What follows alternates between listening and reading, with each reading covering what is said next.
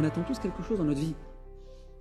Akadosh Baruch Hu te dit, tu attends quelque chose dans ta vie, mais tu peux le recevoir, cette chose-là. Tu peux la recevoir.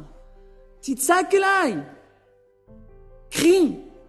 Pas prie. Crie maintenant vers moi. Une prière qui vient du fond des tripes. Excusez-moi l'expression. Ça doit venir de nos entrailles. Rav Pinkus. Vous avez entendu parler de Rav Pinkus? Zichrono Livracha. Quelqu'un qui a marqué cette génération. Malheureusement, il nous a quittés tragiquement il y a 25-30 ans, une vingtaine d'années plutôt. Accident de voiture. Sa femme et sa fille, dans un accident de voiture, ils sont partis tragiquement. Non, c'était un des grands de la génération, Rav Pinkus. Pendant la semaine de ce Shiva, il y a une personne qui vient faire Nichum Avelim, donc qui vient faire consoler les endeuillés, et il vient avec ses 2 enfants, ses jumeaux, un de 8 ans, un de 10 ans. Vous êtes là ou pas? Les jumeaux, 8 ans, 10 ans, ça va? Non, je vois me regarder, tranquille. Bon, c'est pas grave, je vous ai secoué un petit peu. Ouais, il vient avec ses jumeaux, et il dit, cette personne-là, il dit aux enfants du Rav, ces jumeaux-là que vous voyez, ils sont à votre papa. Ils sont à votre papa. C'est votre papa qui me les a donnés. Alors les enfants, ils comprennent pas ce qui se passe, ça veut dire quoi? C'est à mon papa. Vous pouvez vous expliquer un petit peu, oui, de quoi il s'agit? Je vais vous raconter ce qui s'est passé. Cette personne-là raconte que pendant 17 ans, elle a attendu avant d'avoir des enfants. 17 ans d'attente. Traitement sur traitement sur traitement, les voyages, les trucs, machin, les grands spécialistes, les trucs. Rien ne donne. Aucun résultat. Il va voir à Pinkou cet avrère qui attend 17 ans avant d'avoir des enfants. 17 ans d'attente. Déjà nous, 1 an après le mariage, on est déjà en panique. Qu'est-ce qui se passe là, Hachem? 17 ans d'attente après tous les traitements qui existent sur la planète. Il va voir à Pinkou, il explique son problème grave. On n'en peut plus, on est au fond du gouffre. On a tout fait, on a tout essayé. Tous les médecins du monde. On n'en peut plus, Rav. Écoutez bien ce qu'il dit Rav Pinkus à cette personne. Je vais venir te chercher à 2h du matin, je te veux en bas de la maison. Je vais venir te chercher en voiture. Toi et moi, on va aller quelque part. On va aller quelque part de Rav Pinkus. Et on parle maintenant d'un des grands raves de la génération. Prendre sa voiture à 2h du matin pour aller chercher quelqu'un, de quoi on parle? Maintenant lui dit, Rav, ok, avec plaisir, mais je ne veux pas vous déranger, de quoi on parle? À 2h du matin, tu es en bas de la maison et je viens te chercher. Le Rav Pinkus prend sa voiture. 2h du matin. L'Avrech est en bas de la maison. Il rentre dans la voiture. Il commence à rouler.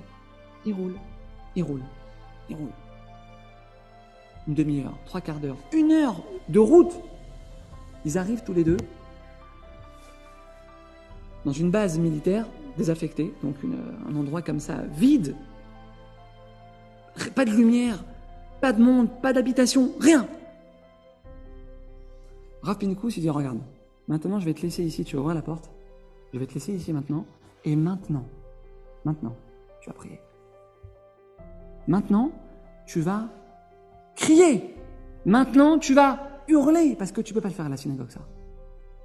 Et ça, je sais que tu ne le fais pas à la synagogue. Maintenant, tu vas pour une fois dans ta vie hurler à Hachem. Il ouvre la porte, il descend, ferme la porte et s'en va. Il est maintenant planté à 2h du matin, 3h du matin, tout seul, dans une... Qu'est-ce qui se passe?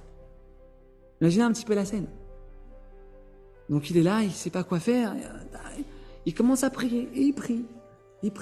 Mais il prie en mode gentil, quoi, il prie. Rav Pinkus revient. Après 1 heure, 1h30, il vient le chercher. Il ouvre la porte, il regarde son visage, il lui dit non. Tu n'as pas assez crié. Tu n'as pas assez pleuré. Je te laisse encore 1 heure ici, je reviens. Il repart à Botaï, c'est l'Avrère qui raconte l'histoire aux enfants du Rav pendant la semaine des Shiva. Il relaisse l'Avrère, il s'en va. À ce moment-là, il raconte cet Avrère qu'il a pour la première fois de sa vie crié à Hachem. Pour la première fois de sa vie, il a tout annulé, tout. Il n'y a plus de médecin, il n'y a plus de traitement. Hachem, il n'y a que toi. J'ai que toi devant moi qui peut me sauver, Hachem. Comme ça, il raconte pendant 1 heure de temps, 3/4 d'heure, 1 heure, je ne me souviens plus exactement du. Il a crié à Hachem avec des larmes, avec des pleurs. Il a crié à Hachem. Il revient le voir à Rav Pinkus, il ouvre la porte, il voit son visage rempli de larmes. Maintenant, rentre dans la voiture, c'est bon. Cet Avrech raconte aux enfants de Rav Pinkus, 9 mois après, pas 1 an, 2 ans, 5 ans, 9 mois après, jour pour jour,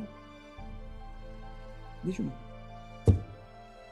Akara, qu'est-ce qui se passe? Nous dit le Chazonish, Atfila, la Tfila, I Mateos Beyat Koladam. La prière, c'est un bâton d'une puissance redoutable entre les mains de chaque homme. Kol Adam, religieux, pas religieux du tout.